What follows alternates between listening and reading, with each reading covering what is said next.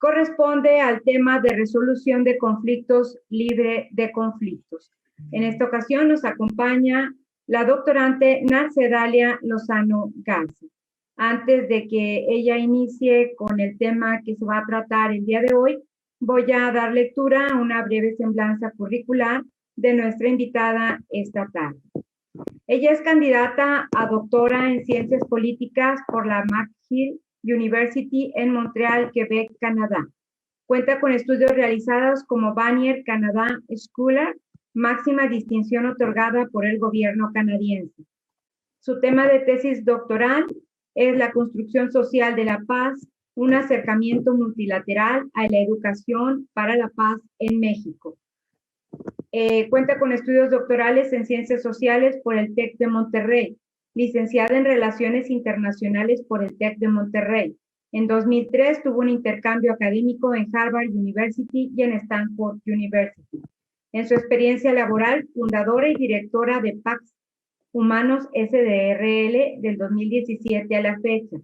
Se han impartido 7 certificaciones internacionales en educación para la paz en México del 2017 a la fecha.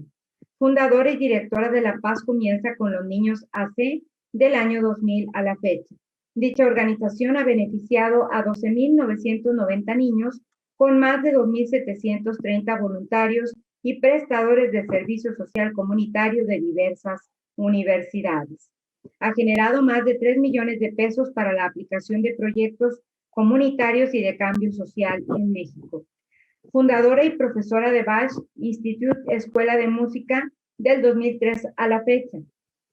Coordina a 17 profesores de música que han impartido sus talleres a 100 alumnos por semestre. Embajadora en Iberoamérica del Instituto Internacional en Educación para la Paz. Insignia entregada por el Dr. Danesh, fundador de EFP International. Es profesora invitada en McGill University por la Tony Blair Five Foundation para impartir el taller de paz y cambio social dentro de la clase Religión y Globalización. Miembro de la Asociación Canadiense para la Investigación de la Paz desde el año 2010 a la fecha. Miembro de CALACS, Asociación Canadiense para los Estudios de Latinoamérica y el Caribe desde el 2010 a la fecha. Miembro del Consejo Internacional en Educación para la Paz desde el 2012 a la fecha. Fue galardonada con la Medalla al Mérito Cívico Estado de Nuevo León por labor social en 2003. Premio Internacional al Estudiante Emprendedor Social del año 2003 por la St. Louis University y el TEC de Monterrey. Cuenta con un importante número de publicaciones y presentaciones de investigaciones en diversas universidades, así como institutos a nivel internacional.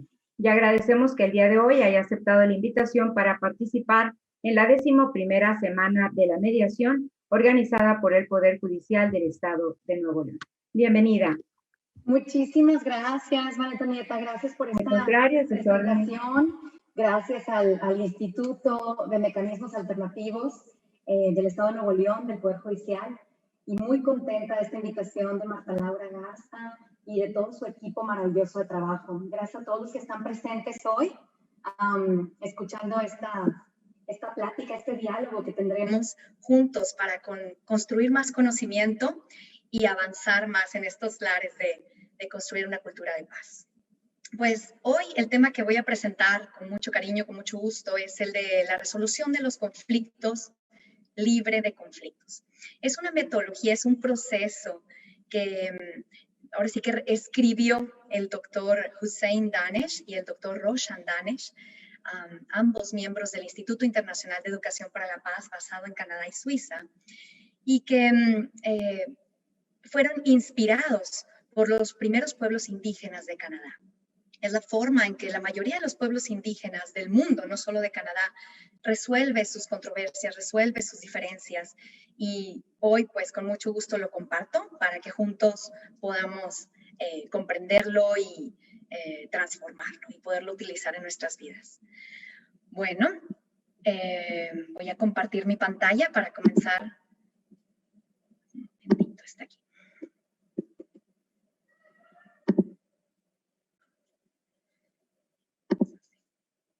Listo. La metodología se llama Conflict Free Conflict Resolution. Resolución de conflictos libre de conflictos. Bueno, pues el plan de hoy, en esta horita que tendremos juntos, vamos a develar la resolución de conflictos como una de las herramientas indispensables para construir cultura de paz. A la par de la educación para la paz, de la investigación para la paz, de la mediación, del periodismo para la paz. Todas estas estrategias y herramientas contribuyen a la cultura de la paz. Vamos a comprender a la unidad como un prerequisito de la paz y al mismo tiempo como fundamento de la resolución de conflictos libre de conflictos. Y repasaremos los 7 pasos de esta metodología y sus principios. Ustedes, pues, voy a dirigirme a todo el público, a aquellos que están muy relacionados con los temas de paz y que ya tienen muchos años tal vez trabajando estos temas, pero también para aquellos que son nuevos.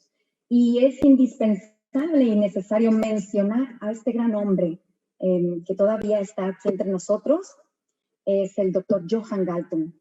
Es una persona fantástica que después de la Segunda Guerra Mundial empezó a conceptualizar a la paz no solo como la ausencia de guerra, sino como la presencia de dinámicas, de una forma más propositiva de vida, como ahorita lo vamos a ver. Pero el caso es que él fue el primero que empezó a cuestionar, ahora sí que el concepto de paz.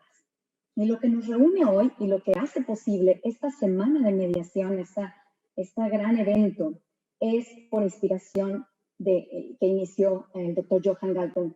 Esta forma, esa transición de mencionar a la paz como la ausencia de guerra, como la ausencia de conflicto, hace mencionar la paz como resolver nuestras diferencias por medios pacíficos. Él es padre de los estudios para la paz, miembro y fundador de Transcend, la Universidad de la Paz, mediador de más de 150 conflictos internacionales, nacionales y locales y detentor de conciencia. Fue de aquellos pocos que iniciaron este movimiento de no participar en las guerras. Entonces, en esta dinámica es importante comprender que vamos transitando y el tema que hablamos hoy tiene que ver con la paz positiva y no con la paz negativa. La paz negativa es algo inerte, es algo que nosotros no tenemos gran participación, es un tiempo entre guerras, es un tiempo muerto, es decir, es un tiempo en donde no hay, digamos, nada en especial. Pero es muy, muy limitativo describir a la paz como la ausencia de algo. Es como dijéramos que la luz es la ausencia de oscuridad, pero la luz es la presencia de fotones o elementos que provocan iluminación.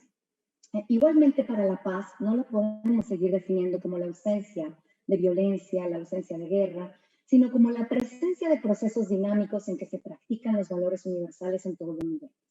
Es la paz por los medios de la paz. Esa es la paz positiva.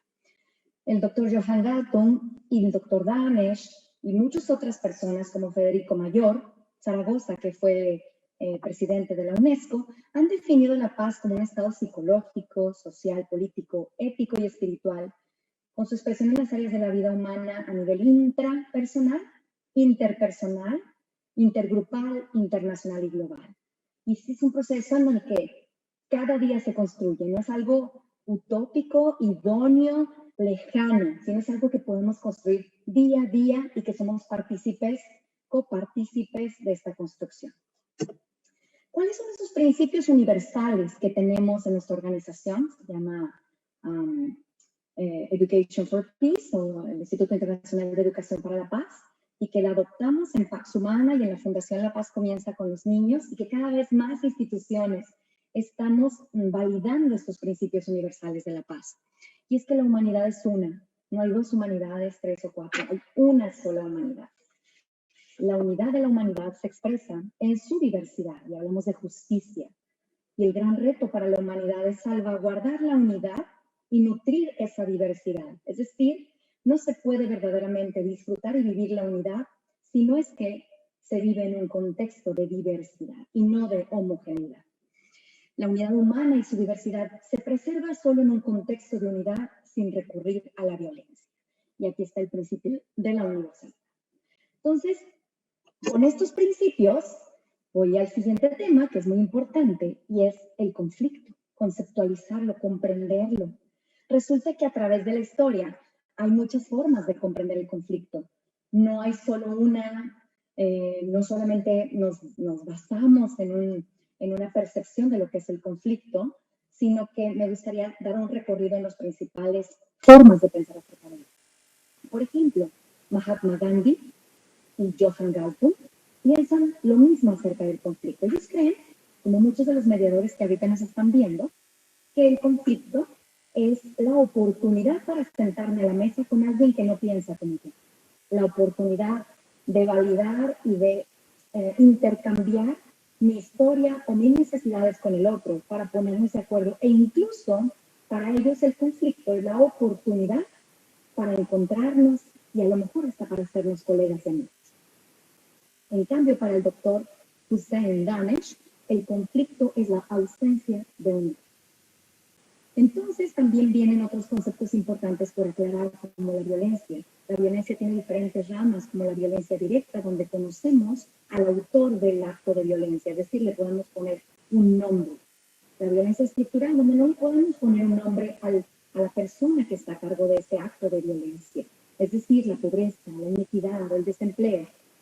Y la violencia cultural, que está tan integrada en el discurso político o el discurso religioso o el del arte, en donde se ve como normal el que unos tengan privilegios por encima de otros, o el que unos tengan más validez y tengan más derechos como ciudadanos por encima de otros, por su raza, por su religión, por su color, y por otra cualquier circunstancia. Esa es la violencia cultural, la más difícil de erradicar y de alguna manera legitima las otras dos tipos de violencia. Y siempre yo platico que todos los que están aquí viéndonos alguna vez en su vida han tenido fiebre. Siempre hablamos de la violencia como esa fiebre que no es la enfermedad en sí, solo un síntoma. Es decir, la fiebre solo nos indica que hay una infección, pero no es la infección en sí. Siempre hablamos de esta punta del iceberg cuando queremos combatir la violencia. Entonces hablamos que solamente estamos combatiendo la punta del iceberg y no necesariamente las causas de esta violencia. ¿Cuál es un requisito necesario para la paz? ¿Y por qué todo esto viene al caso para hablar de la resolución de conflictos libre de conflictos? Bueno, pues es muy importante porque la unidad es, ahora sí que sin unidad no puede existir la paz. Y nosotros que estamos en estos lares no siempre escuchamos como requisito. Hablamos de justicia, hablamos de verdad, hablamos de equidad e igualdad de oportunidades, hablamos de muchísimas cosas, pero la unidad es algo que no ha sido suficientemente profundizado y es un requisito para la paz. Aquí solo les voy a mostrar algunas de las cosas que han estado sucediendo en nuestro Nuevo León. Por ejemplo, hicimos una propuesta de ley para el derecho a la paz, en la transformación y modificación de uno de los artículos de la Constitución de nuestro Estado. Y para que fuera validada esta ley que propusimos, invitamos a muchos actores de la sociedad civil, del gobierno, familias, organizaciones e instituciones educativas, medios de comunicación, universidades, todo tipo de personas que quisieran participar estaban ahí. Y propusimos esta ley para el derecho a la paz. Siempre hablo también yo de la mano. En esta unidad, en la diversidad, cada dedo es diferente uno de otro. Y no podríamos tener la fuerza, la mano no podría cumplir su misión si no está lista para precisamente utilizar la fuerza y la diferencia y la posición de cada uno de los dedos. Si tuviéramos puros dedos pulgares, o tuviéramos puros dedos meñiques, o puros dedos índices, o medios, o anulares, ¿te imaginen cómo la mano tal vez se complicaría para escribir, para alcanzar, para saludar, para todo ese objetivo para el que fue creado? Igualmente en la vida, bueno, yo soy flautista y picolista, y participé muchos años en la orquesta de Formos primero, y luego en la orquesta del TEC. Y algo aprendí muy importante, y es que esa unidad en la diversidad de toda la orquesta hace posible la música. Todos estábamos viendo a un director de la orquesta que hacía posible entender cuándo entraba cierta sección. Yo estaba en la sección de las maderas, que son las flautas, los clarinetes, los oboes. Hay otra sección que es la de los metales, donde está la trompeta, el trombón, el corno. Hay otra sección que es la de las cuerdas, son los violines, las violas, los chelos, los contrabajos. La sección de las percusiones, el coro, etc. Y cada uno dentro de nuestras secciones teníamos voces, la voz principal, la segunda voz, la tercera voz, y todo el mundo teníamos que poner atención en nuestra partitura. Y si lográbamos poner atención en la partitura y tocar, como ahí decía, de pronto bajo, de pronto alto, de pronto fuerte, o de pronto muy marcado, staccato, o ralentando al terminar una de las canciones, nuestras melodías, nuestra sinfonía era posible.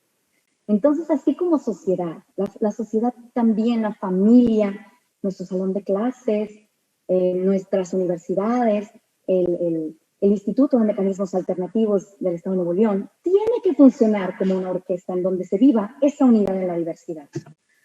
Aquí hay algunos ejemplos de la Certificación Internacional de Educación para la Paz que estamos dando desde el 2012 a la fecha.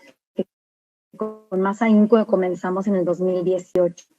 Ahorita les voy a presentar lo que hacemos. Y uno de los temas es el que estamos tratando el día de hoy. Claro, se ve en 40 horas, pero nosotros lo estamos aquí resumiendo en 1 hora. Una probadita de todo eso. Entonces aquí hacemos actividades en donde justamente buscamos practicar esa unidad en la diversidad. ¿Cuáles son los movimientos? ¿Cuáles son las cosas que nos indican que estamos rumbo a la unión, a la unidad? Y es justamente este tipo de movimientos. ¿Quién de aquí que está presente se imagina, voy a quitar aquí el internet para que no haya problema porque dice que la conexión está inestable. Ok. ¿Quién de los que están aquí presentes se imagina que después de la Primera Guerra Mundial podrían tal vez, o después de la Segunda Guerra Mundial, cuando el mundo fue trastocado por tanta muerte y tanta destrucción, algunos países que eran acérrimos enemigos en Europa podrían después de muchos años o de algunos años formar un bloque que se llama hoy la Unión Europea? Esa es una realidad que hoy vivimos y que era inconcebible después de la Primera Guerra Mundial o de la Segunda Guerra Mundial. Los derechos humanos es algo que es relativamente nuevo en nuestra historia de la humanidad. El voto de la mujer y su lugar en la sociedad, en alianza con el hombre y en equipo, que nos hacemos más fuertes. La abolición de la esclavitud. Que bueno, ahora podemos argumentar que hay esclavitud moderna y que hay esclavitud en donde a las personas se les paga con comida por su trabajo o hay condiciones adversas en laborales, efectivamente. Pero la esclavitud, como la conocemos, está condenada por los estados. La abolición, por ejemplo, de los duelos a muerte. Ya no nos topamos con esta circunstancia en donde alguien siente que su honor fue transgredido y se ven afuera de algún lugar para dar 10 pasos y luego intentar matarse. La abolición del colonialismo. Ya no se ve bien por la comunidad internacional que un país poderoso venga y domine y quiera estar o hacer suyo otro territorio. El Internet y sus posibilidades también han hecho posible que hoy en día podamos tener ese movimiento hacia la unidad. Es decir, podamos apoyar causas en cualquier parte del mundo y podamos saber qué está pasando en otros lados. Hay una frase que me encanta del primer ministro de Canadá, se llama Justin Trudeau, y él dice, no somos fuertes, aún con nuestras diferencias. Y estos son en fotografía los grandes retos que tenemos hoy en día en nuestra sociedad, en nuestras comunidades, en nuestros países. Estos son los grandes retos que tenemos. Pero todo esto, la gobernanza basada en la paz, la resolución de los conflictos libre de conflictos, que hoy vamos a profundizar un poco más, así como la educación para la paz, el periodismo para la paz, son herramientas que buscan construir esta cultura de paz, donde la paz positiva se vive. Ese es justamente ese medio ambiente que se caracteriza por la confianza mutua, por la unidad en la diversidad y por la práctica de los principios y los derechos humanos y la democracia como la habilidad para prevenir la violencia y resolver los conflictos de forma creativa y pacífica. Esta metodología que hoy vamos a platicar, que es la unidad número 8 en la Certificación Internacional de Educación para la Paz, en el Manual Curricular de Educación para la Paz del Maestro, que es una guía conceptual y práctica para comprender la educación para la paz y la cultura de paz. La unidad 8 es la resolución de conflictos libre de conflictos. Esta resolución de conflictos, esta metodología sintetiza los principios de la cosmovisión orientada a la paz como un proceso de toma de decisiones de forma consultativa, donde se practica la moderación y la paciencia, donde se busca la verdad con objetividad y humildad, es decir, te desapegas de tus propias visiones y hay libertad de prejuicio, es decir, pureza de intención, tomando en cuenta y empáticamente las necesidades también del otro. Busca alcanzar un acuerdo justo y compasivo en una condición de unidad y requiere franqueza, apertura con respeto y confianza mutua en un contexto de equidad e igualdad de oportunidades para todos. Se busca que el acuerdo se implemente como una decisión de tipo unánime. Puse aquí un dibujo de un alfarero, de unas personas moldeando, siendo artesanos, porque justamente es lo que hacemos los constructores de paz, los que queremos esta nueva era, construir cada día esta cultura de paz. Somos artesanos, somos flexibles y a veces tenemos que moldear y tenemos que deshacerlo y volverlo a crear. Eso es lo que hacemos cada día. Para comprender por qué dice que la cosmovisión que está alineada a esta metodología es una cosmovisión que se basa en la paz, vamos a comprender 3 cosmovisiones. Y esto tiene que ver con el capítulo 2 del libro de Educación para la Paz.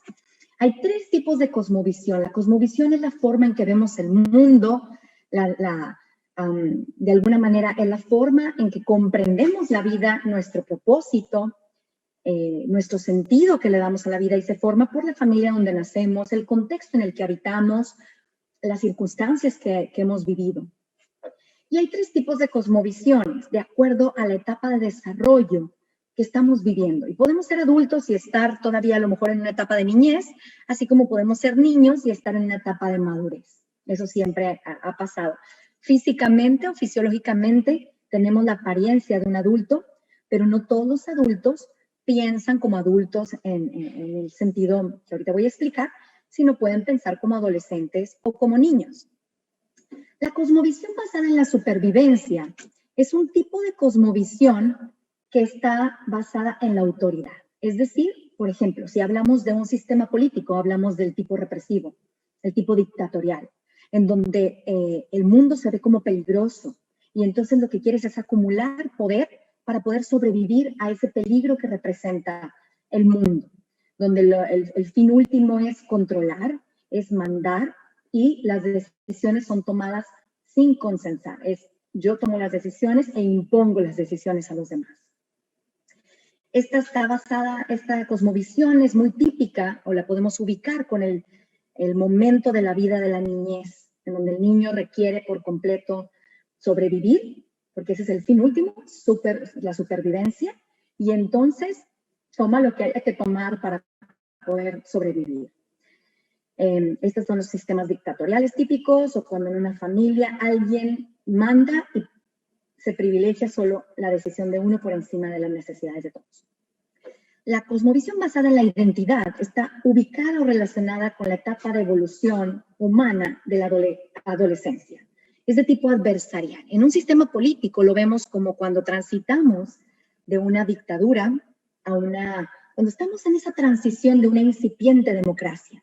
Empiezan a salir partidos políticos, cada uno va luchando por sus visiones y sus metas, hay competencia, no hay colaboración, el fin último es ganar, no imponer, pero ganar. El fin último es que se ve al mundo como una jungla, y donde lo que se quiere es pues tener más poder, más información, más poder, más dinero, ser más que los demás. Es decir, es una competencia rapaz y atroz. Y es como típica de la etapa de la adolescencia, porque el adolescente siempre busca identidad. Es decir, en esa búsqueda de la identidad, pues compite con el otro para poder saber quién soy yo, cuáles son mis cualidades y habilidades y cuál es mi poder.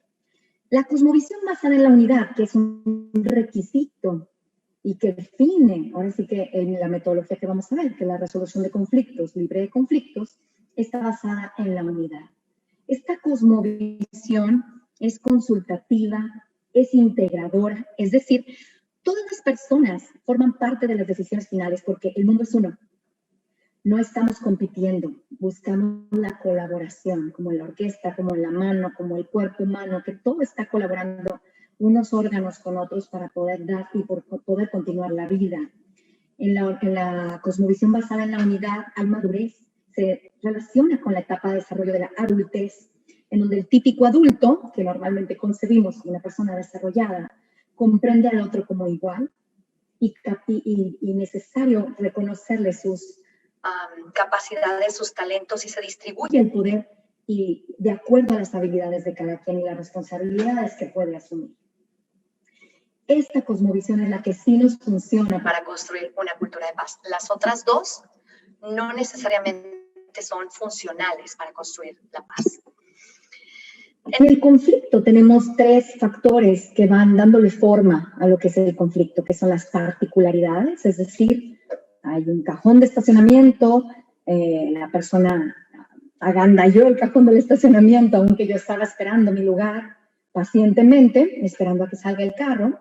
Y bueno, esas son las particularidades, el contexto, dónde estás ubicado, qué sucede. Hay situaciones o particularidades que en un contexto no necesariamente crean un conflicto y en otro contexto sí lo crean. ¿Y qué cosmovisión tengo en este momento? La cosmovisión en el que todos merecemos una oportunidad, en donde todos merecemos explicarnos, es un contexto o una cosmovisión en donde yo siento que tengo más o debería tener más privilegios que los demás, por mi raza, por mi color, por mi cultura, por mi religión o por donde estoy ubicado en la escala socioeconómica. ¿Cuál es la cosmovisión que predomina en mí? Y esa cosmovisión tiene una influencia en el tipo de conflicto que se crea. Hay 7 pasos para lograr una resolución de conflictos libre de conflictos de éxito. Porque esta metodología es una metodología que, como les digo, está inspirada en los primeros pueblos indígenas de Canadá y que muchos otros grupos indígenas de nuestro país y de otros países la utilizan. Es una sabiduría sabia, es una metodología sabia, al mismo tiempo que científica, porque sigue pasos, lineamientos, reglamentos, que si se siguen en el orden que se proponen, van a lograr el objetivo deseado. Si no, hay que regresarnos y volverlo a empezar. Los 7 pasos del proceso de resolución de conflictos, libre de conflictos, es la unidad de propósito, la preparación personal, preparación de grupo, el discurso, la toma de decisiones, la implementación y la evaluación. Vamos a ver cada uno de ellos en resumencito, porque quiero darles tiempo para las preguntas y respuestas. Con mucho gusto. El primer paso es la unidad de propósito. Sabemos y tenemos la voluntad de resolver este conflicto en el cual estamos involucrados, o no tenemos la voluntad. Si no existe esa voluntad, hay que trabajarla. De antemano hay que contar con ese requisito como esa unidad de propósito. ¿Y cuál es ese propósito? Resolverlo, atender el problema que estamos compartiendo.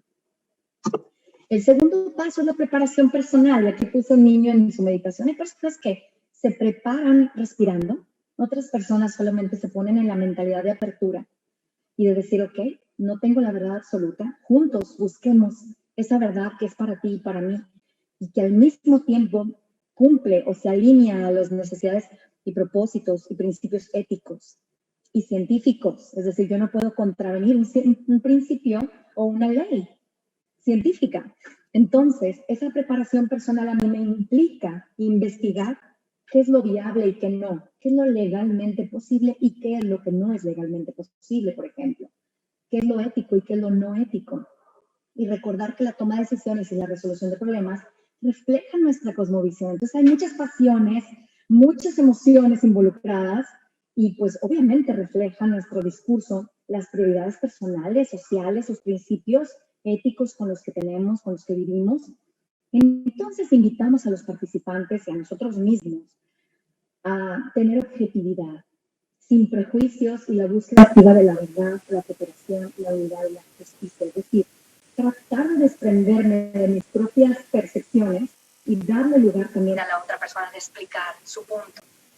Es la forma en que podemos comenzar un diálogo. Después está la preparación del grupo. Este es el tercer paso. ¿Ahí me escuchan? Muchas gracias. Muy bien.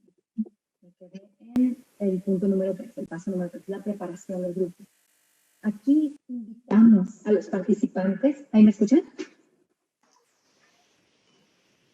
¿Se escucha mi audio? Está muy bajito. Déjame ver qué puedo hacer. A ver, vamos a aumentar aquí el audio para que podamos escuchar todos. Muy bien. No, lo siento, esta es pantalla.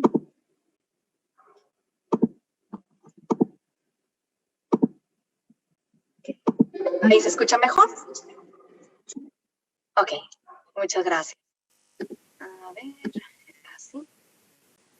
Y luego, así, ¿verdad? Ah, no, aquí. Gracias. Estoy practicando con esta computadora. Perfecto. Entonces, nuestro paso número 3 es prepararnos como grupo. Practicar ese respeto, esa confianza. A lo mejor hacer alguna dinámica, algo que nos permita conectar con el otro en ese espíritu de cooperación y de compañerismo. Tener la humildad para creer que no necesariamente tenemos toda la verdad o la razón. Tener presente que el objetivo es tomar decisiones justas en unidad. Y no por mayoría, no es ganar, perder, yo gano, tú pierdes. Nosotros somos los buenos, ustedes son los malos. Entonces, ese tipo de acuerdos no van con la resolución de conflictos libre de conflictos. El proceso es justamente consultativo, que evita el control, el dominio y el abuso de poder. Es decir, que aquí el grupo se prepara tomando las asesorías necesarias, la información, los libros y a los expertos, escuchando. Eso sí, la ciencia, ¿qué dice al respecto del problema que estamos enfrentando y que queremos resolver? ¿Qué dice en el tema legal? ¿Qué dice en cuanto a principios éticos? Y podríamos decir, pero es que para él este es un principio ético, que para mí no lo es. Los principios éticos, por definición, buscan el bienestar de todos, no solo de unos. Buscan el bienestar, buscan la unidad y buscan que se mantenga la vida, la creatividad y el desarrollo. Para evitar todo tipo de interpretaciones erróneas. El paso número 4 de la resolución de conflictos libre de conflictos es el discurso. Poner atención a ese tema del discurso. Alentamos a todos a compartir en libertad sus ideas, sus sentimientos, esperanzas y desesperanzas con franqueza, con conocimiento, con desapego de nuestras propias idiosincrasias o de nuestras propias preferencias políticas, económicas, sociales, tratar de desapegarnos, que es un proceso retador, y tener moderación en nuestra expresión para poder respetar también al otro. Se invita a la empatía y al respeto total por la opinión de cada uno de los miembros que conforman los grupos o el momento de la resolución. Se respeta si alguien decide permanecer en silencio también en este proceso. Y las preferencias personales y prejuicios se sacrifican o se sacrifican en nombre del bienestar de todos, del grupo. El número 5 de 7 es la toma de decisiones. Privilegiamos una decisión que es unánime por encima de cualquier tipo de decisión. Es decir, no estamos buscando que la mayoría diga para que unos cuantos queden inconformes, sino estamos buscando la unanimidad. Claro que es retador, es un modelo que es retador, que lo practican muchos grupos actualmente y son los grupos más exitosos para resolver sus conflictos sin violencia. Muchos grupos indígenas practican esta metodología y buscan siempre esta decisión unánime. Cuando no se logra una decisión unánime, se ponen de acuerdo y dicen, ok, estamos de acuerdo en que si no estamos por unanimidad, busquemos que la mayoría esté de acuerdo, pero todos tenemos que estar de acuerdo que la mayoría va como a decidir qué es lo que vamos a hacer y juntos tomaremos esta decisión como si hubiera sido unánime. De esa manera pudiera ser entonces una votación de mayoría. La decisión es una creación. La decisión realmente auténtica es crear algo que no existe, es crear algo nuevo y es mayor que la suma de todas las visiones. En unidad es posible implementar, evaluar y revisar la decisión, pero en división no hay éxito. El grupo es incapaz de actuar constructivamente. El paso número 6 es la implementación de la decisión tomada en esta metodología al resolver este conflicto. Y es, si la decisión tiene valor, entonces da fruto en términos de justicia y de unidad. Todos participan directa o indirectamente en la implementación, es decir, todos son parte de la resolución del conflicto y de la implementación de la decisión tomada. Si hay alguna necesidad de cambiar algo, allí es el momento para evaluar y se busca que todos tengan esa voluntad para reconsiderar la decisión tomada. Aquí no hay ganadores ni perdedores, e incluso va más allá del ganar-ganar. La evaluación, el paso número 7 y último, es darnos cuenta en cómo está haciendo, si realmente hay verdaderos frutos en términos de justicia, en términos de verdad, en términos de equidad. La resolución de conflicto, libre conflicto, es ideal siguiendo las guías y los protocolos que nos muestran, así como preservando el objetivo de la búsqueda de la verdad. Siempre se privilegia la objetividad científica, el desapego y la conducta ética, y las conclusiones libres de preferencias personales, políticas e ideológicas. Estas son las 7 etapas de la resolución de conflictos libre de conflictos, que es el capítulo número 8 de nuestro manual de educación para la paz. Son 12 manuales, ahorita solamente estamos platicando una unidad de todo el libro, son 10 unidades en este libro. Y bueno, invitarlos a ser parte de nuestra certificación internacional de educación para la paz. Aquí vemos temas como la unidad en la diversidad, la resolución de conflictos libre de conflictos, el liderazgo para la paz, la economía para la paz, la humanidad, que tenemos el gen de la violencia o nacemos neutrales y nos socializamos para la violencia. Otro tema importantísimo, liderazgo, ya lo he dicho, para la paz, poder, autoridad y liderazgo para la paz, cultura de sanación, cultura de excelencia, cultura de paz, naturaleza humana y la prevención de la violencia. ¿Y cuáles son los pasos? Comprendemos la violencia en la unidad 4. ¿Cuáles son los 5 pasos antes de un acto de violencia para comprendiéndolos podemos entonces intervenir y prevenir?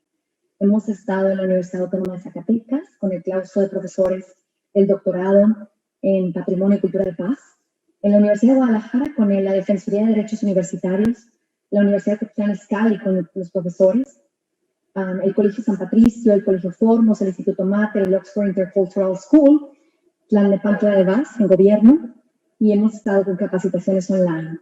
El próximo viernes es el último día para registrarse en nuestra última certificación del año 2020, así que los invitamos a consultar nuestra información en estas páginas o en Facebook, pedir información al respecto si queremos conocer un poquito más de estos temas.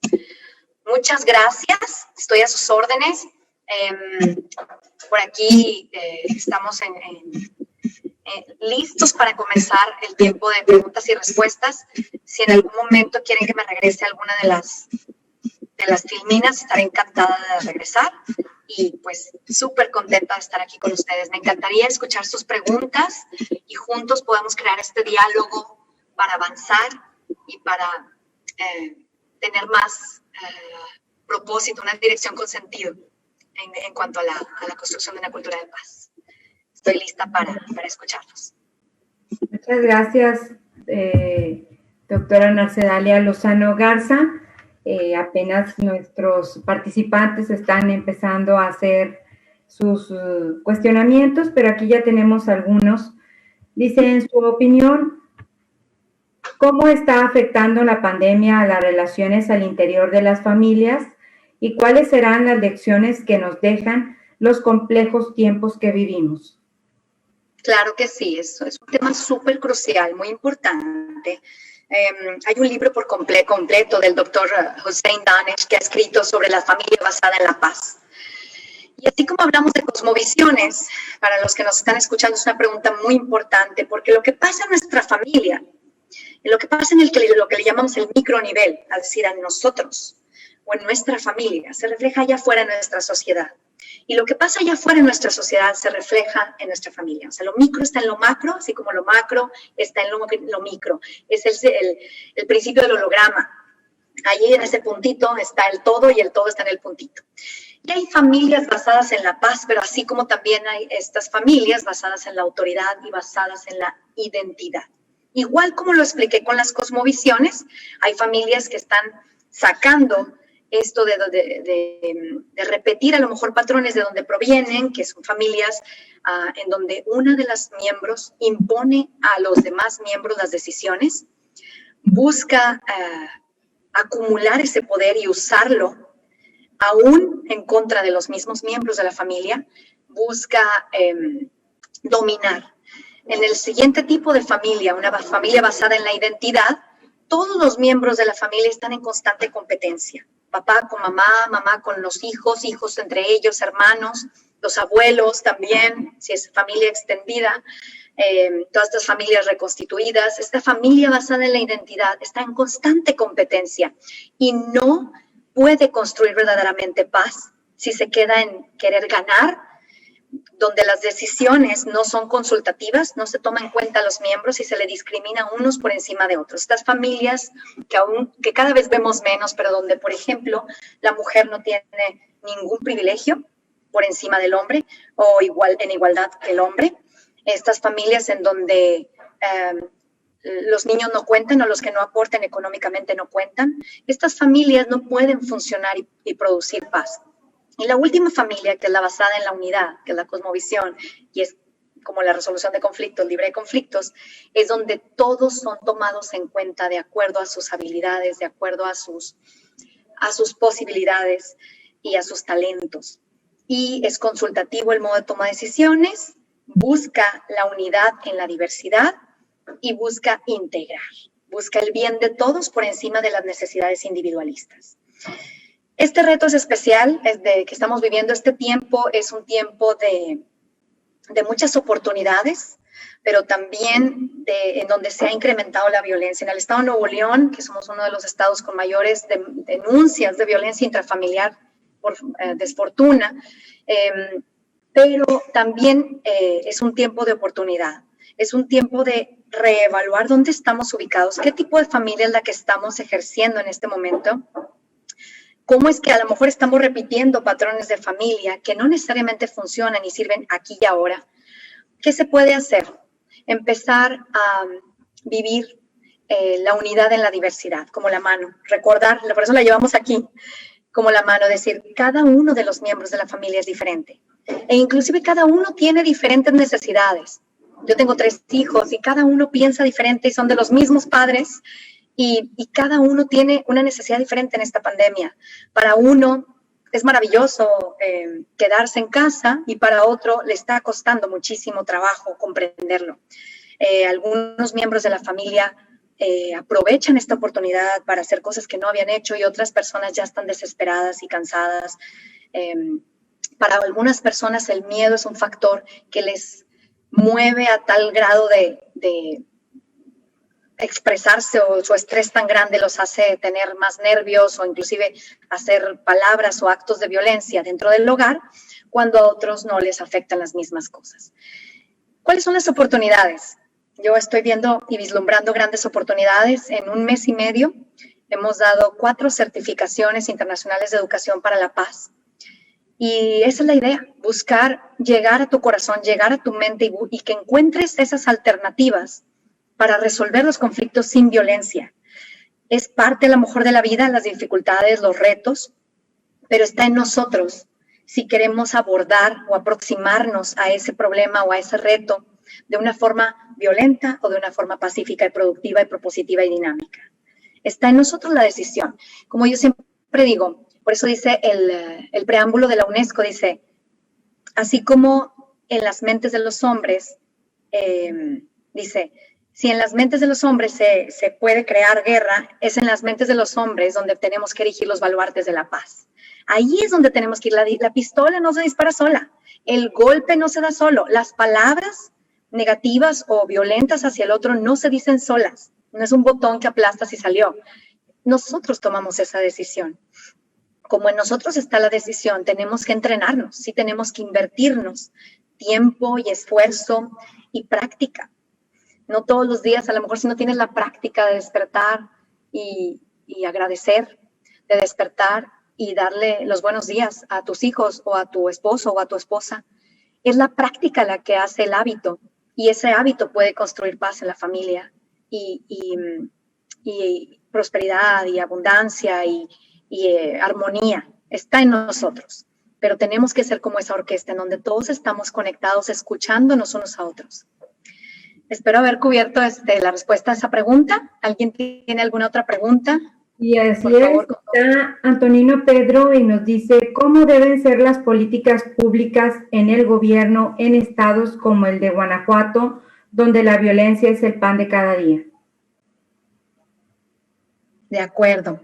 Mira, a lo mejor aquí va a hablar la persona, no la profesional. Quisiera yo tener esta oportunidad de expresarme. Las leyes o las instituciones obedecen a las prácticas. Nosotros decimos siempre en ciencias políticas que hay que crear instituciones, leyes, para que puedan, digamos, dominar el comportamiento o restringir el comportamiento humano.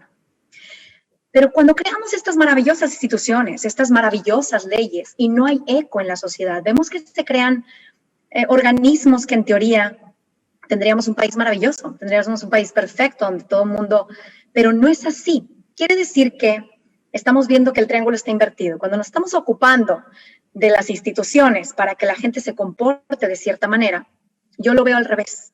Siento que tiene que empezar con nuestras prácticas diarias, con nuestras comunidades, a petit comité, en el nivel más, a lo mejor más básico, con nosotros mismos, con nuestra familia, las organizaciones civiles, que creo yo les tengo más confianza y, en muchas ocasiones para empezar a construir estas estructuras, que entonces por añadidura se crean leyes, pero ya se están practicando en el día a día. Qué bueno que se creen muchas leyes para beneficiar a las comunidades y a construir una cultura de paz, una educación basada en la paz, un liderazgo y una gestión y gobernanza basada en la paz. Pero no podemos atenernos a que esas leyes se creen para que exista una realidad diferente. Es esa realidad la que tenemos que construir día a día nosotros, tú y yo, nuestra familia, nuestra sociedad civil, nuestras escuelas, nuestros gobiernos, nuestros parlamentos o nuestros congresos. Es ahí donde se tiene que gestar. Y entonces, por añadidura, las leyes se crearán. Ahora sí que las leyes salen fácil cuando ya se practica. ¿Qué tenemos que buscar? El bienestar humano. Que nuestras leyes respeten a todos los humanos como iguales y que no se privilegien unos por encima de otros. Siempre cuidar que nuestras leyes o nuestras instituciones busquen esta unidad en la diversidad como requisito para la paz. No podemos crear estas leyes que solamente algunos se beneficien de ellas y otros no. O sea, todo lo que sea excluyente, al final fracasa, no es exitoso.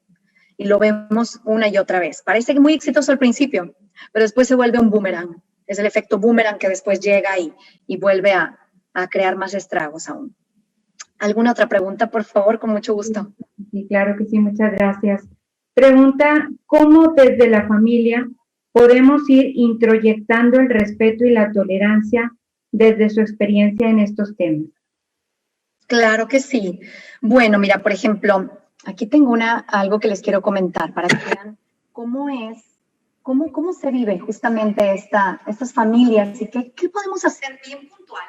Me encanta este tema porque me resuena en mi mente y en mi corazón y creo que ahí tenemos mucho por hacer.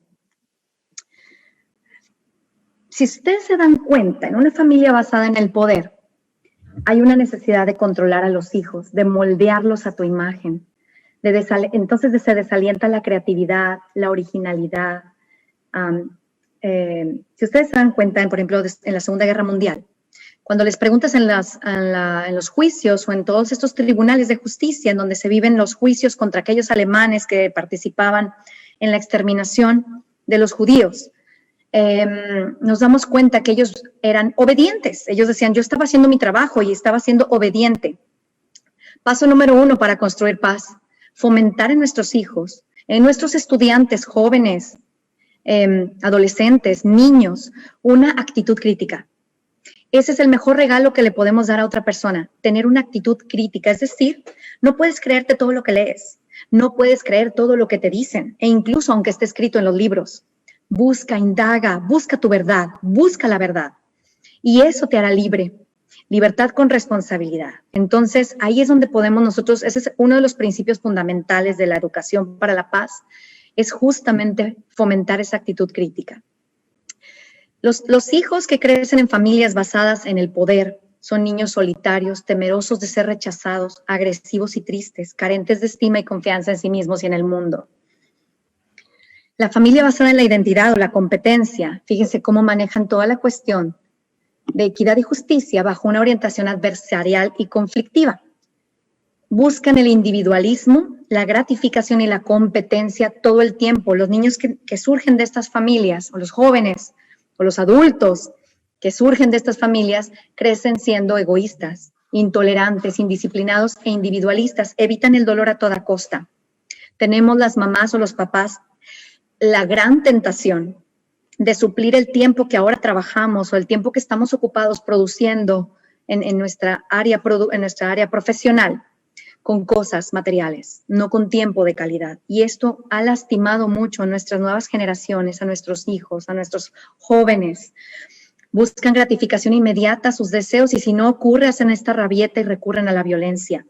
¿Cuántos jóvenes conocemos que no necesariamente provienen de una circunstancia de dificultad económica, sino que provienen al contrario de familias acaudaladas, pero que se les ha enseñado a darles todo de una forma fácil y que no se lo ganan con su esfuerzo? Y entonces son a veces los primeros que están en las filas del narcotráfico. ¿Cómo podemos prevenirlo? Bueno, ahorita lo voy a explicar. Los niños reciben mucha atención a sus necesidades físicas en estas familias basadas en la identidad, en la competencia, a sus necesidades físicas y materiales y se les protege entonces de los retos reales de la vida. Entonces les mantenemos en una burbuja que cuando salen al mundo real no pueden participar de la misma forma y no pueden desarrollarse. Es solamente con estrategias de unidad en la diversidad en donde podemos lograr estas familias basadas en la unidad. Por ejemplo, el poder es un atributo que se comparte, ya lo había platicado, de acuerdo a habilidades, responsabilidades y necesidades. No le podemos dar a un bebé las responsabilidades que le damos a un adolescente o a un adulto. Son familias resilientes ante los retos. Fíjense qué pasa con esto. Y esto es una lección para todos. ¿Cómo podemos construir familias de unidad en la diversidad? ¿Cómo podemos construir familias de paz? Los padres pasan tiempo positivo y de calidad con los niños, lo que genera sentimientos de confianza, aceptación, amor y valor. Esto a su vez ayuda a crear relaciones interpersonales sanas. Los niños desarrollan su capacidad para pensar críticamente a la vez que los padres les ayudan a descubrir y desarrollar sus talentos e intereses. Nuestra función es acompañarles como maestros, si estás frente a un salón de clases, como padres, si es que eres padre de familia, como colega y amigo, si es que eres amigo de un grupo de personas, de un grupo de jovencitos o niños. Esto es lo que nos toca, buscar que cada quien busque y multiplique sus talentos. No restringirle su desarrollo, no restringirle y decirle esto no cuenta, esto no importa, lo que tú piensas no vale, sino decirle lo que tú piensas y sientes importa, porque eres un ser humano y todos estamos conectados. Lo que a ti te pasa, a mí me afecta, lo que a mí me pasa, a ti te afecta. La unidad toma lugar en un contexto de singularidad de cada persona en la familia y en la comunidad. Los padres ayudan en este desarrollo de la autodisciplina, la confianza de los hijos a través de la creación de ambientes seguros, de confianza y de orden, pero también de flexibilidad. Se les enseña generosidad, compasión y promoción de la justicia. Yo recuerdo cuando hace mucho tiempo, cuando era joven y de pronto tuve esta necesidad de algo en mí está pasando que me siento como que me voy a paralizar, como que siento que necesito dar y me estoy empezando a preocupar por cosas superfluas y que no son trascendentes. ¿Y qué hice? Me propuse algo y empecé a ir hace 20 años a una casa hogar a dar algo de lo que yo tenía. Yo no era ninguna experta, simplemente mis papás me metieron a clases de música desde los 6 años y aprendí bien, me gusta mucho. Y ese talento y esa pasión y ese gusto por la música lo compartí con los niños de la casa paterna, la gran familia. Yo creí que yo iba a dar. Eso es lo que yo creía en un principio. Dije, voy a ir a dar, porque ellos no tienen maestros de música. Qué cosa tan tremenda, ¿no? Porque yo decía que la música a mí me ayudaba cuando tenía dificultades emocionales o tenía alguna grande tristeza. Sacaba mi flauta, me ponía a tocar de 1 hora o 2 horas y mi corazón sanaba de alguna manera. Entonces yo sentía que les estaba entregando una herramienta de sanación a estos niños. Daba clases 3 horas el sábado a niños de 6, 7 años y 10 y 11. Hoy son mis amiguitos, ya están grandes, algunos de ellos ya son papás. Es una maravilla que ahora se contactan conmigo después de 20 años y es fantástico escuchar sus historias. Pero yo terminé siendo la más beneficiada en este proceso, la que más aprendió en esta compartir y en esta transacción, digamos. Yo invito a las familias a que tengan un proyecto, a que busquen una acción social que los una, a que busquen en dónde pueden colaborar. No necesitamos ser y tener todo ese poder, a lo mejor que podamos amasar como empresarios o como políticos o como hacedores de leyes. Tenemos gran poder en nuestras manos. Nuestras mentes y nuestros corazones son poderosos y la unión hace la fuerza.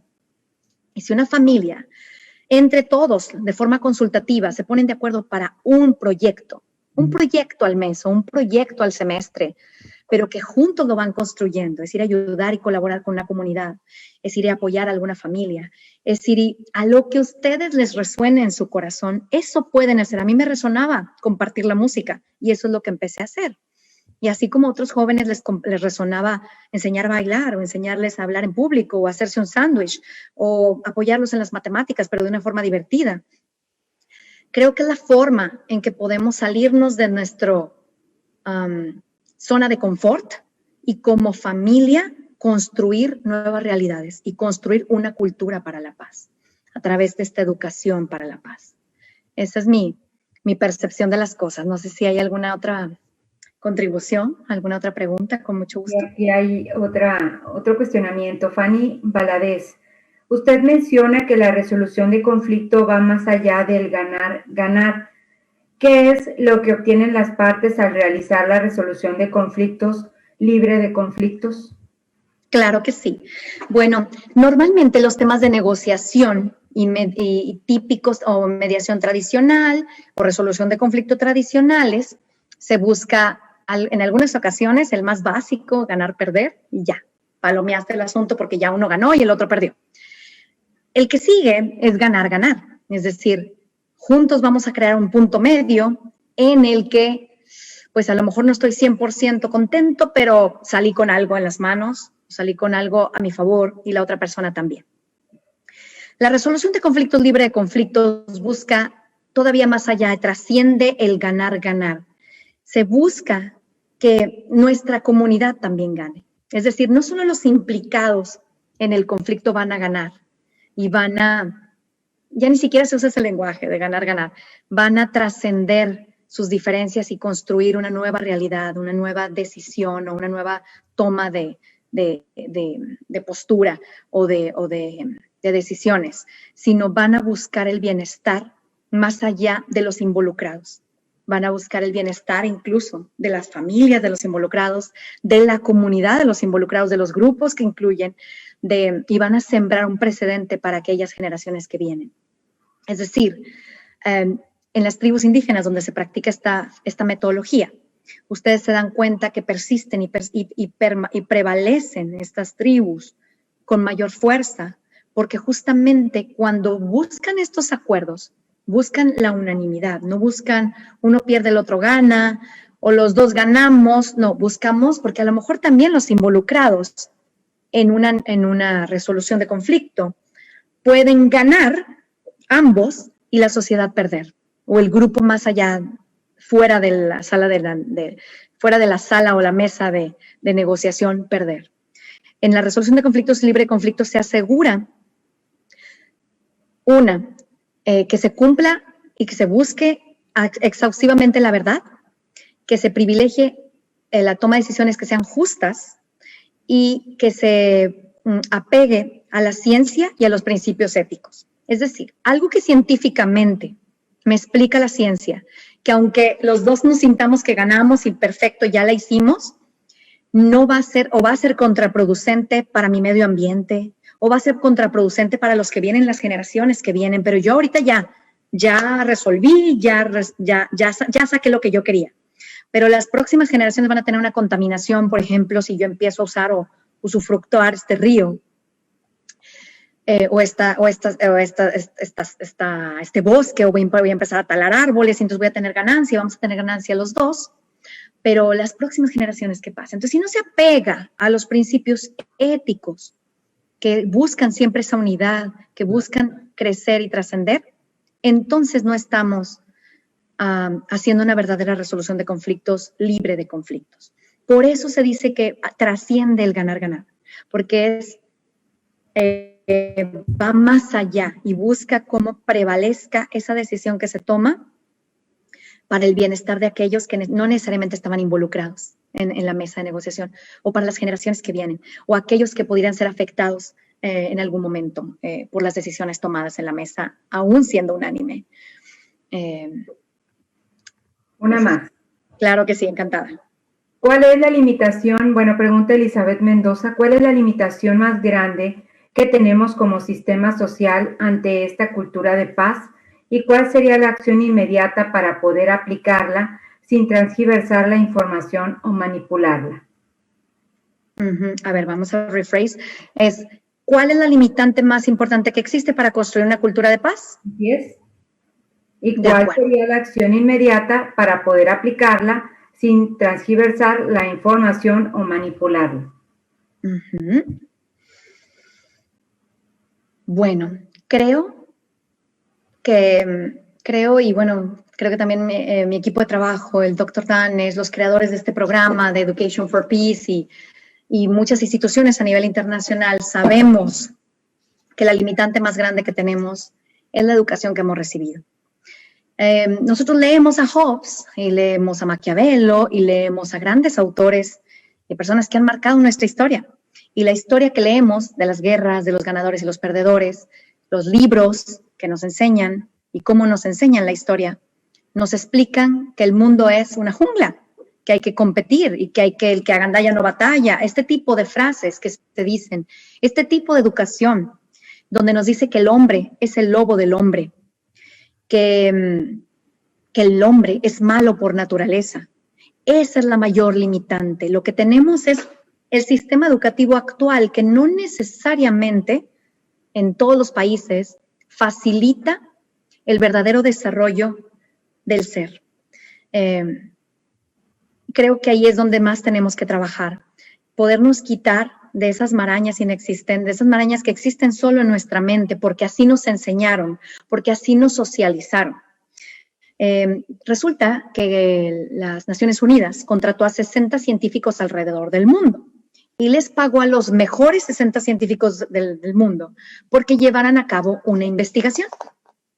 La investigación es maravillosa porque buscan, fíjense bien lo que hacen las Naciones Unidas, le pregunta a estos científicos que vayan e investiguen si somos los seres humanos malos, o si la violencia está integrada en nuestro ADN y no hay nada que hacer. Y entonces, pues, ¿para qué? Si las guerras es parte de nuestra historia y el mundo es cíclico y entonces ahorita estamos en paz, pero mañana vamos a estar en guerra y nos vamos a preparar para la paz, porque entonces hay que preparar las bombas nucleares y el armamento nuclear y hay que estar listos para la guerra. Entonces, contrataron a estos científicos y se pusieron a cuestionar eso. ¿Cuáles fueron las conclusiones de los 60 científicos de todas las religiones, de todas las culturas y de estos 60 países? Dicen que la violencia no es genética.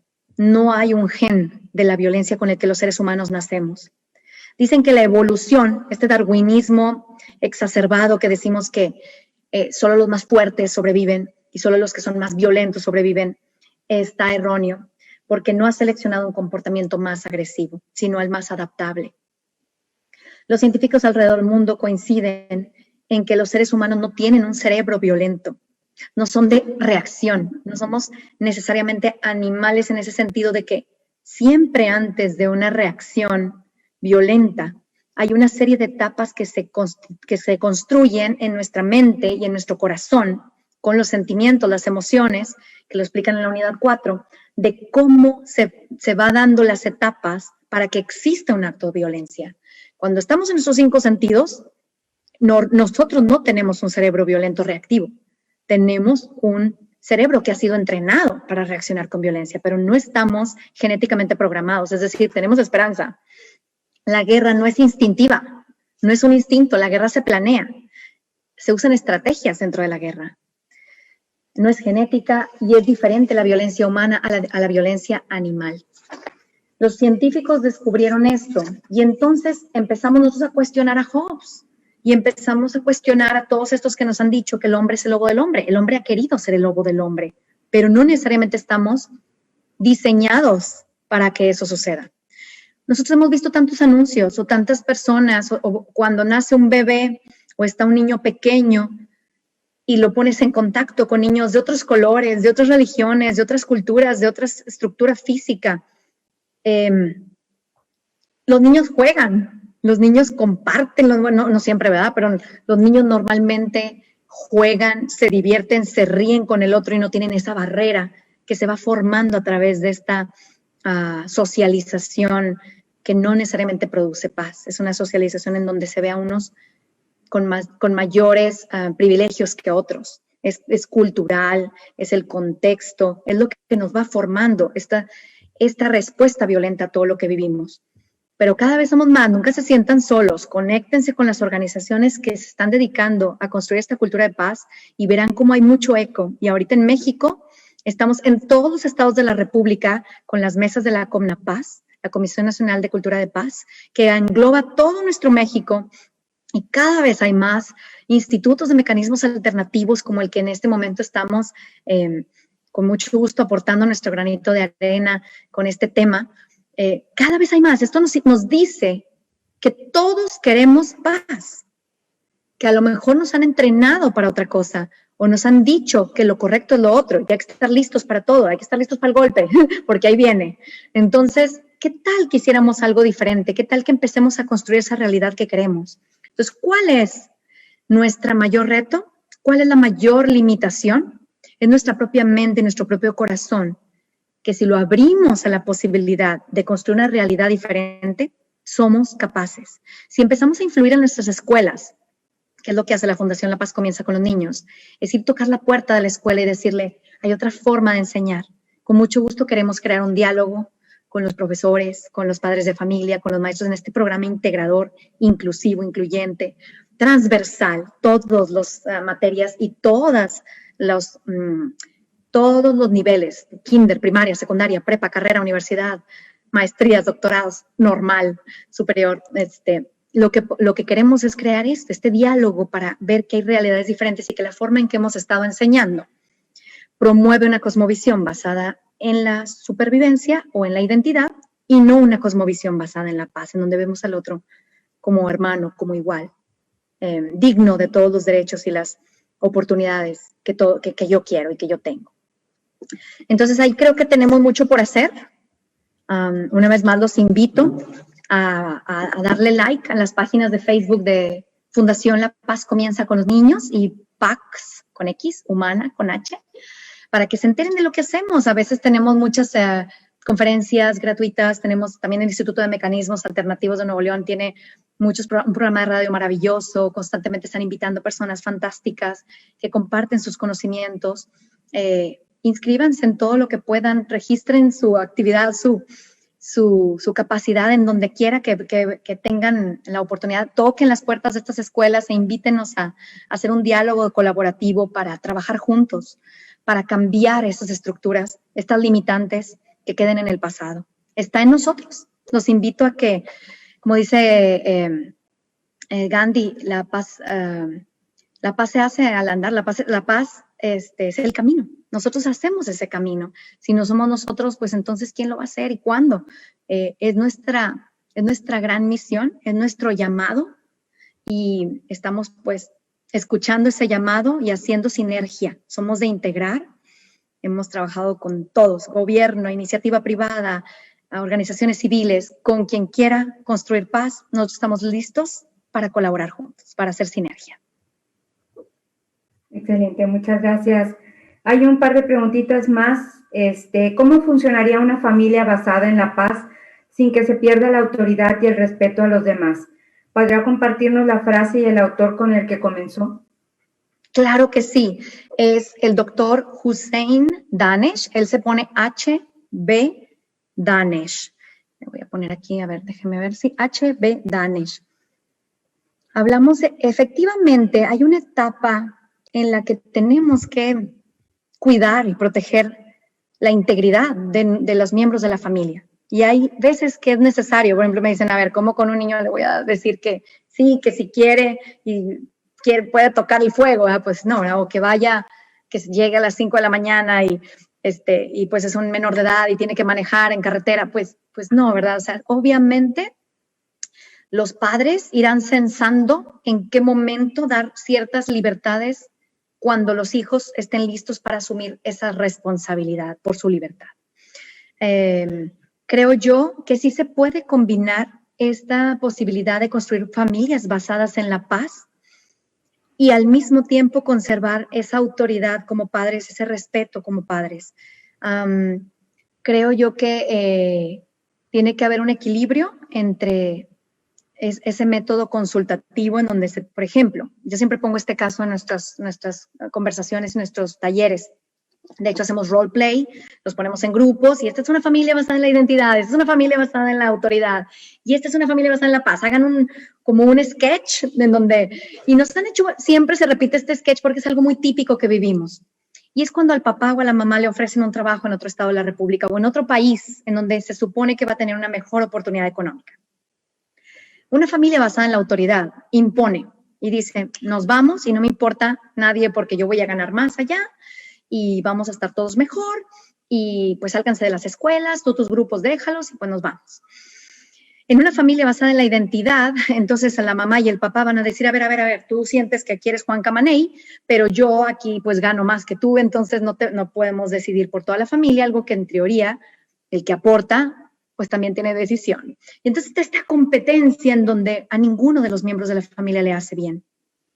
En una familia basada en la unidad, bajo ese mismo esquema de una toma de decisión, de tomar una alternativa de trabajo fuera del estado donde ahorita están viviendo, o fuera del país donde están viviendo, se sientan a la mesa y de acuerdo a las edades y a la capacidad y la responsabilidad y se toman en cuenta los miembros y los miedos, las necesidades, las oportunidades para cada uno de esos miembros de la familia. Probablemente en una resolución de conflictos libre de conflictos va a ser hasta incluso un poco, puede llegar a tener no me gusta la dirección que está tomando esta conversación porque no necesariamente es lo que yo quiero, pero es en ese diálogo donde se puede construir y buscar el bienestar de todos. Si no se pasa y se palomea ese diálogo, es más complicado construir decisiones justas, verdaderas y éticas y apegadas al bienestar de todos. Entonces, ¿cómo se puede hacer eso? Pues dándole a cada quien dándole poder, distribuyendo el poder de acuerdo a las capacidades de cada uno y a las responsabilidades de cada uno. Como decíamos ahorita, siempre se busca que en la familia impere o sea, obviamente, acuérdense, estamos apegados a los principios éticos y científicos. Si sabemos de antemano que si dejamos al niño tocar el fuego, pues se va a quemar y se va a morir y está en riesgo su vida. Entonces, con ese conocimiento podemos compartirlo y si no lo entiende, tenemos que restringir esas libertades porque no tiene todavía la capacidad de decidir. Entonces, sí se puede construir esa familia basada en la paz, pero es obviamente un proceso. Primero, reconocer dónde estamos ubicados, de qué familia provenimos, porque muchas veces repetimos los patrones de las familias de la cual provenimos. Y nuestros padres repitieron a su vez las formas de manejo de familia o el tipo de familia de acuerdo a lo que ellos vivieron a su vez con sus padres, o sea, con los abuelos. Entonces, así se va repitiendo. Entonces, es importante ubicar dónde estamos parados, hacia dónde vamos y cómo en la medida de las posibilidades siempre se mantenga este diálogo, esta forma consultativa de toma de decisiones, donde se distribuye el poder solo de acuerdo a las responsabilidades, a la edad y a la capacidad de cada uno de los miembros de ese grupo y buscando siempre el bienestar de todos, por encima del bienestar de uno solo. Es decir, el grupo por encima del individuo. Muy bien, ya una última pregunta, doctora. ¿Qué propone para que una familia con padres divorciados pueda tener un proyecto común que favorezca a todos, Pregunta Sandra Garza Cavazos. Claro que sí, con mucho gusto. Bueno, pues cada vez vemos más esta circunstancia, por lo tanto el doctor Danesch propone, como llamamos esto, o sea, puede que la familia puede estar en dos hogares, le llama una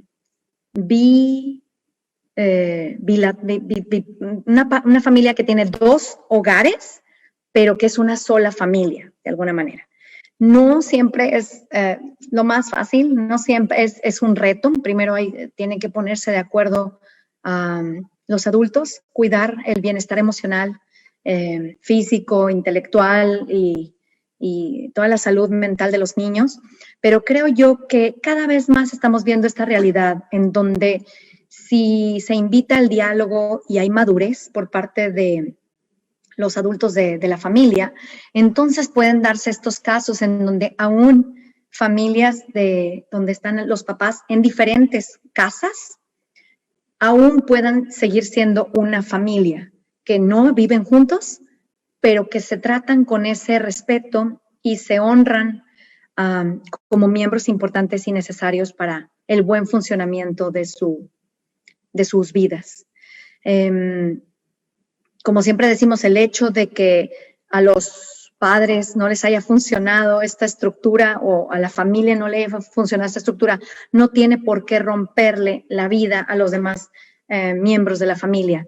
Creo yo que hay un acuerdo en el que se puede llegar, pero tiene que estar dispuestas las partes. Hay ocasiones en las que hay violencia, en donde hay situaciones en las que, pues no voy a hablar ahorita todas ellas, pero hay situaciones de enfermedades graves que ponen en riesgo a los miembros de la familia, y entonces nuestro deber como padres es salvaguardar la integridad de todos los miembros de la familia y la vida, aunque duela la posibilidad de que no necesariamente tienen que coincidir o tienen que verse los miembros de la familia, pero es importante salvaguardar primero la integridad de cada miembro de la familia. Si hay alguna situación de violencia, es importante que se consulte con un experto, con el Poder Judicial o con el Instituto de Mecanismos Alternativos de Nuevo León o con los mediadores maravillosos que tenemos en todos los estados de México. En el estado de Nuevo León tenemos excelentes mediadores también privados, públicos y psicólogos también, que podemos primero consultar antes si hay la posibilidad de una convivencia como familia, aún estando en hogares distintos. Pero ese es el propósito, buscar que la familia prevalezca por encima de las diferencias de los miembros. Y creo yo que sí se puede llegar a este acuerdo siempre que haya esa búsqueda de la verdad, de la unidad en la diversidad, del apego a los principios éticos y de la unidad en la diversidad. Puede que no pensemos igual, puede que no estemos a lo mejor buscando exactamente lo mismo, pero los principios fundamentales y el bienestar de la familia como el todo tiene que prevalecer por encima de los intereses de uno. Esa es la idea. Muchas gracias, doctora Narcedalia Lozano Garza. Con esto pues concluimos nuestra participación, bueno, por parte de usted en esta 11ª emisión de la Semana de la Mediación del Poder Judicial del Estado. No sin antes agradecer a nombre de nuestro magistrado presidente, licenciado Francisco Javier Mendoza Torres, el haber aceptado la invitación para participar en esta semana. Y pues definitivamente agradecer el que haya compartido todas sus experiencias, todos sus conocimientos, que sin duda van a ser de mucho provecho para todos nuestros participantes. Encantada de la vida. Gracias, María Antonieta Leija, por esta invitación maravillosa, a Marta Garza Estrada y al Instituto de Mecanismos Alternativos de Nuevo León, las personas que están aquí detrás de cámaras apoyándonos a que esta emisión fuera posible. Gracias, les agradezco la paciencia y gracias por esta maravillosa invitación. Búsquennos, por favor, sigamos en contacto, hagamos esta sinergia maravillosa que necesita nuestro México, que necesita nuestro mundo, porque sé que están escuchándonos también de Argentina, de Chile, de Perú, de Canadá. Y entonces esto es lo que tenemos que hacer, esta sinergia para juntos trabajar para construir la paz y resolver nuestros conflictos por las vías pacíficas. Esto es construir una cultura de paz. Búsquenos en Pax Humana y Fundación La Paz Comienza con los Niños Escríbanos a efpmexico@gmail.com. Excelente, muchas gracias. Y en su oportunidad, a través de correo electrónico, se le hará llegar la constancia de participación en este evento. Muchísimas gracias y nos vemos muy pronto. Que Dios los bendiga. Claro que sí, excelente noche